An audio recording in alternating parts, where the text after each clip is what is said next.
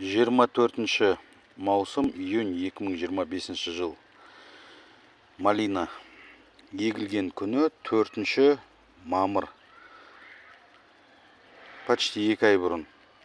Қазіргі биіктігі, мына қараңыздар. Мен саусағым шамамен 25 сантиметр. Біреу, екеу. Где-то 40-50 сантиметр биіктігі. 2 айда.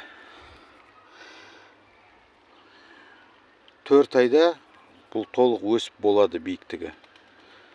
Бұл ремонтантный сорт. Осы жылы мен шамамен сентябрьдің 15 мен октябрьдің 15 арасында бірінші жидектерін теруім қажет. Бұл видеоны түсіріп жатқан мақсатым, түсіндіріп айтатыным, қанша уақытта, қанша биіктікте көшеттің биіктікке өсетіні.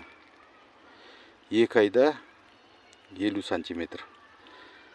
Өзі көшетті горшокта егілген кезінде шамамен 5-10 сантиметр болған.